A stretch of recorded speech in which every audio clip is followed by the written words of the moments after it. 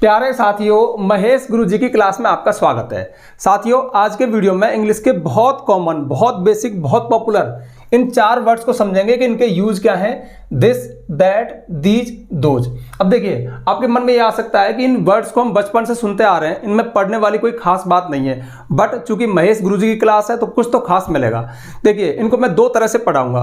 पहला बिल्कुल बेसिक तरीके से, यानी जैसे बचपन में पढ़ते हैं ना, मतलब सबसे ज्यादा यूज ये कैसे आ सकते हैं, स्पोकन इनसे कैसे शुरू हो सकती है। और दूसरे पार्ट में ग्रामर की दृष्टि से, यानी ग्रामर की दृष्टि से इनमें थोड़ा पेच फंसा है, और वो क्या है अभी समझा दूंगा। वीडियो लॉन्ग नहीं है, तो देखिए, दिस, दैट, दीज, दोज को हम डेमोन्स्ट्रेटिव्स कहते हैं, अर्थात ये प्रदर्शन करने के काम आते हैं। समझ में नहीं आया? ये इंट्रोड्यूस करने के काम आते हैं, परिचय करवाने के काम आते हैं, या फिर हम कह सकते हैं कि ये संकेतक है। हम जब चीजों की ओर संकेत करते हैं तो इनका यूज करते हैं।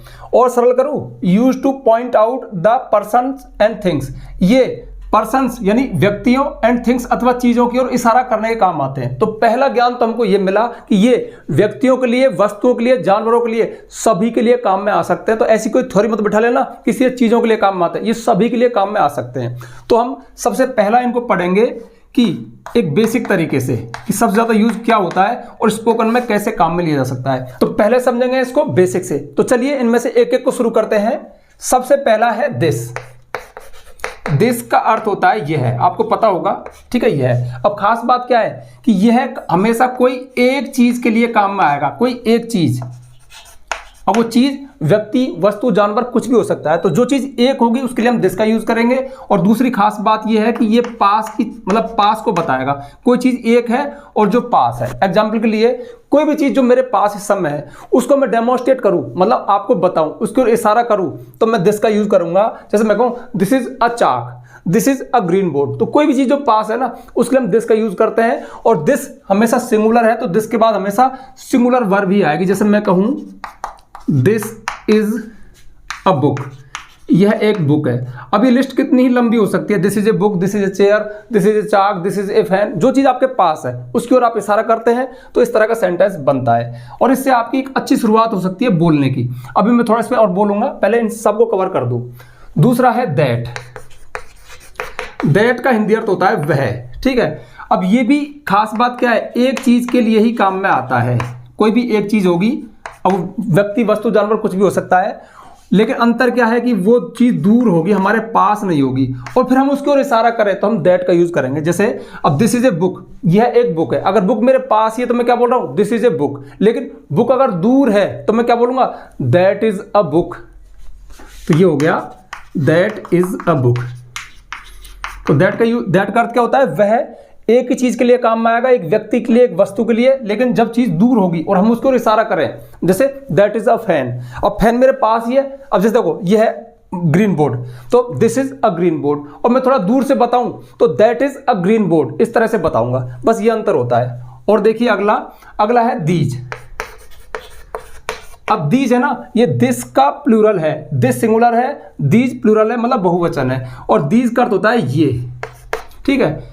ये एक के लिए नहीं, ये एक से ज्यादा चीजों के लिए काम में आता है, यानी प्लूरल है तो एक से ज्यादा में आएगा। और चूंकि दीज ये मतलब पास के लिए ही काम में आएगा, बस। अब मैं कहूं, अब देखो दिस इज अ बुक, ये एक बुक है, एक ही है, और एक से ज्यादा बुक है जो मेरे पास रखी है, तो मैं क्या बोल दूंगा, दीज आर बुक्स, ये बुक्स हैं। दीज आर चेयर्स, ये चेयर्स हैं। दीज आर गर्ल्स, ये लड़कियां हैं। दीज आर बॉयज, ये लड़के हैं। मतलब चीज ज्यादा है और पास में, और हम उनकी ओर इशारा करें तो हम दीज का यूज करेंगे, ठीक है।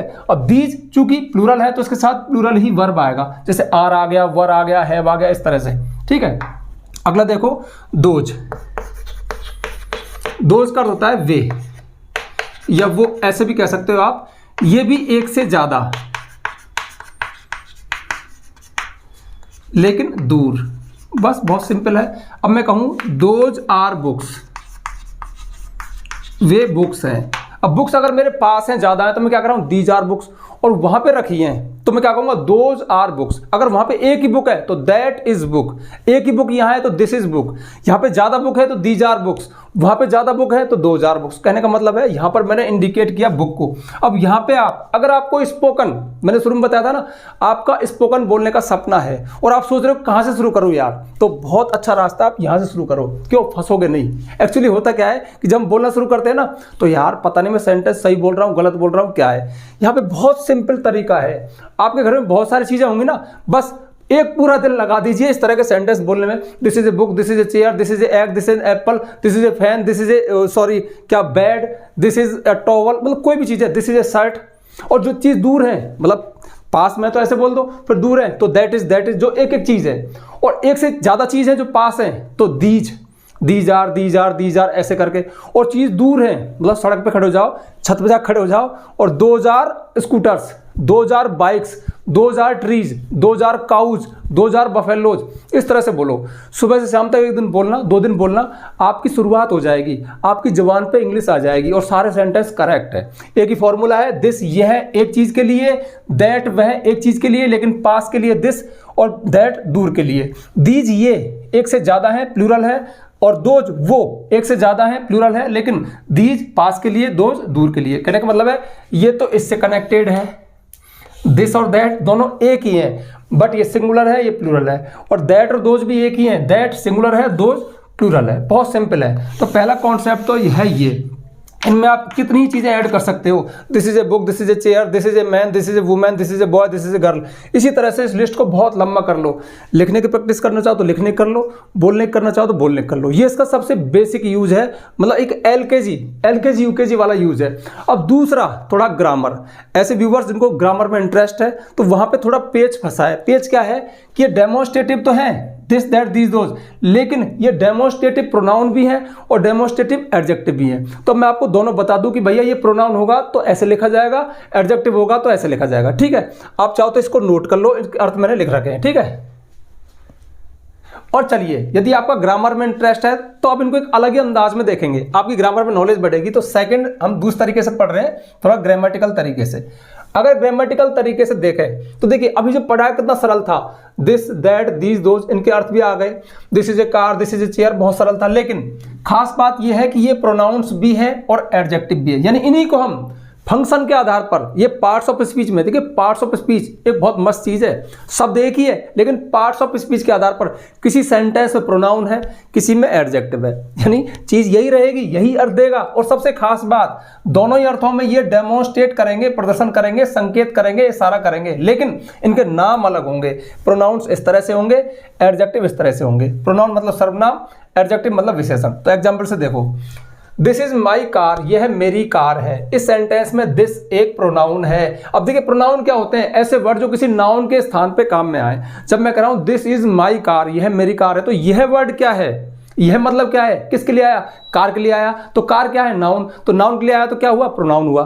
तो दिस इज माई कार, यह मेरी कार है।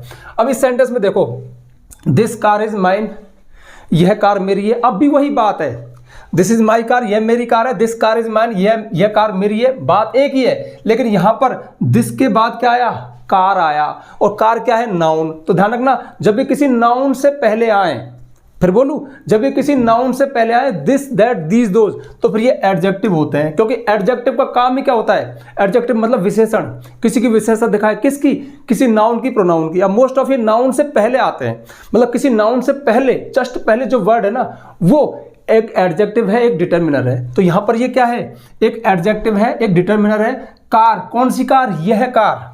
इस कार की विशेषता कैसे बताई कि यह वाली कार इज माइन, मेरी है। तो ग्रामर की दृष्टि से ये सेंटेंस भी करेक्ट है, ये भी करेक्ट है, बस दोनों का स्ट्रक्चर अलग कर दिया।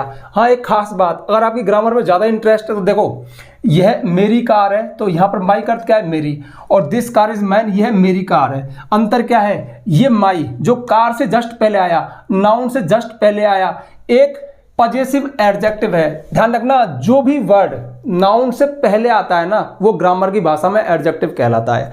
और ये जो माइन है, ये एक प्रोनाउन है। क्यों, क्योंकि इसके बाद कोई नाउन नहीं आया। अब वहां पे आप थोड़ा कंफ्यूज हो गए होगे, चलो अगले पे चलते हैं, मुझे पता है क्यों। देखिए यहाँ पे उल्टा हो रहा है, यहाँ पर ये दिस तो प्रोनाउन है लेकिन माई एडजेक्टिव है, यहाँ पर ये दिस एडजेक्टिव है लेकिन माइन यहाँ पे प्रोनाउन है। कुल मिला के बात ये है, देखो दिस के बाद क्या आ रहा है, कार, अब अगर कोई नाउन आया है ना तो फिर वो एडजेक्टिव है। यहां पर कार से पहले क्या आया, माई, तो माई एक एडजेक्टिव हो गया। यानी नाउन से जस्ट पहले, नाउन मतलब चीज है, कार है, बुक है, होम है, कुछ भी है, उनसे जस्ट पहले जो वर्ड होते हैं ना वो एडजेक्टिव होते हैं, और एडजेक्टिव में डिटरमिनर्स भी आते हैं। ठीक है, कुल मिला के बात ये है, आपको ज्यादा नहीं सोचना, आपको तो ये सोचना है, देखो ये एडजेक्टिव कब होंगे आपके, दिस दैट दीज दोज, माई को मारो गोली, this that these those adjective कब होंगे, जब इनके जस्ट बाद कोई नाउन होगा। दिस कार इज माइन, यह कार मेरी है। What is in this box, इस बॉक्स में क्या है, बॉक्स से पहले आया तो यहां पर ये क्या है, एक एडजेक्टिव है। अगला एग्जांपल देखो, आई लाइक दिस, मैं इसे पसंद करता हूं, आई लाइक दिस, सेंटेंस खत्म हो गया, मैं इसे पसंद करता हूं। अब आप कह रहे हो मैं इसे पसंद करता हूं, जैसे मैंने ये चौक रख दिया, मैं कह रहा हूं आई लाइक दिस, मैं इसे पसंद करता हूं, तो दिस किसके लिए आया भाई, इशारा तो कर रहा है, इसकी ओर इशारा कर दिया, लेकिन अभी चीज क्या है, दिस, कोई चीज तो है ना, चौक है, तो चौक के लिए क्या वर्ड यूज किया हमने, दिस, तो क्या हो गया, प्रोनाउन हो गया। और what is in this box, इस बॉक्स में क्या है, बॉक्स तो बहुत सारे हैं लेकिन इस वाले बॉक्स में, इस बॉक्स की विशेषता बताई तो एडजेक्टिव हो गया। अगला देखो, व्हाट इज दैट, वह क्या है, मैं आपसे कह रहा हूं व्हाट इज दैट, वह क्या है, तो मुझे कोई चीज दिख रही है, आपको भी दिख रही है, उसके लिए मैं दैट वर्ड यूज कर रहा हूं, तो फिर क्या है, एक प्रोनाउन है। ठीक है, These questions can not be solved, ये क्वेश्चन हल नहीं किए जा सकते हैं। कौन से वाले क्वेश्चन, ये वाले क्वेश्चन, तो क्वेश्चंस कौन से, मैं कहूँ hard question, tough question, easy question, और मैं कह रहा हूँ दीज क्वेश्चन। तो क्वेश्चन है, नाउन है, उनसे पहले उनकी विशेषता बता रहे हैं, क्या मतलब थोड़ा सा उनको इंडिकेट कर रहे हैं, डिटरमिनर है, वैसे ये डिटरमिनर एडजेक्टिव में ही आते हैं। तो ये वाले क्वेश्चन आप तो सीधे ध्यान रखो, दिस दैट दीज दोज के बाद कोई नाउन आए ना तो ये एडजेक्टिव है, इस क्वेश्चन की विशेषता बताई, these questions can not be solve. और come and look at these, आओ और इनकी ओर देखो, आओ और इनको देखो, किनको, वो कुछ चीजें तो होंगी, उनके कोई नाम तो होंगे, कोई नाउन तो होंगे, तो उनके स्थान पे आए तो प्रोनाउन है। और दोज आर नॉनसेंस, वो बकवास है। अब वो कोई मतलब कोई भी हो सकते हैं, मेरे मित्र हो सकते हैं, कोई और लोग हो सकते हैं, मैं उनके बारे में वो बकवास है, तो मैं उनकी ओर इशारा कर रहा हूं, बट वो कोई चीज होंगे इसलिए प्रोनाउन है। और सीधी सी बात ये है यार, इनके जस्ट बाद कोई नाउन नहीं आता है। बताओ, देखो दिस के बाद इज कोई नाउन थोड़ी है, क्या है, हेल्पिंग वर्ब है। दिस के बाद कुछ है ही नहीं, दैट के बाद कुछ है ही नहीं, दीज के बाद कुछ है ही नहीं, दोज के बाद एक हेल्पिंग वर्ब है, लेकिन कोई नाउन नहीं है। और इनके जस्ट बाद नाउन है, देखो दिस के बाद कार आया, दिस के बाद बॉक्स आया, दीज के बाद क्वेश्चंस आया, दोज के बाद बर्ड्स आया, I am not free in this week, और ये मैंने समझा नहीं, आई एम नॉट फ्री, मैं फ्री नहीं हूं, इन दिस वीक, इस वीक में, इस वाले सप्ताह में, तो वीक से पहले आया दिस, वीक क्या है, एक नाउन है। Those birds are very beautiful, वे पक्षी बहुत सुंदर है, कौन से वाले, वो वाले पक्षी। ठीक है, अब ध्यान रखना, चाहे प्रोनाउन है चाहे एडजेक्टिव है, ये डेमोन्स्ट्रेट तो करेंगे, इशारा तो करेंगे, लेकिन पार्ट्स ऑफ स्पीच यानी सेंटेंस में जिस तरह से आया, जो उसकी स्थिति है, जो सिचुएशन है, वो उसको पार्ट्स ऑफ स्पीच के अनुसार या तो प्रोनाउन कहलाती है या फिर एडजेक्टिव कहलवाती है। ठीक है, तो भैया ये था आपका दिस दैट दीज दोज। ठीक है, छोटा सा वीडियो था, आपको नॉलेज मिली होगी। हाँ, यदि आप पूरी इंग्लिश ग्रामर को सीक्वेंस में कवर करना चाहते हो, पिछले बहुत सारे वीडियोज में बता चुका हूं, यदि आपका इंटरेस्ट है तो मैं फोर्स नहीं करता, तो प्ले स्टोर पे जाइए, महेश गुरुजी एप्लीकेशन को डाउनलोड कीजिए, उसके पेड कोर्स में आपको कंप्लीट इंग्लिश ग्रामर कोर्स मिलेगा, जिसमें हमने सारी इंग्लिश ग्रामर को सीक्वेंस में कवर किया विद पीडीएफ नोट्स। हाँ, मेहनत लगी है, थोड़ी सी फीस है, आप चाहो तो परचेज कर सकते हो, मैं किसी को फोर्स नहीं करता। ठीक है, तो अब जल्दी से वीडियो को लाइक कर दो, ज्यादा शेयर करना। यदि आप चैनल पर नए आए हो तो चैनल को सब्सक्राइब करना, बेल आइकन प्रेस करना, ताकि आपको आने वाले वीडियोस को नोटिफिकेशन मिल जाए। आज के लिए बस इतना ही, मिलते हैं नेक्स्ट वीडियो में नेक्स्ट टॉपिक के साथ, तब तक के लिए बाय।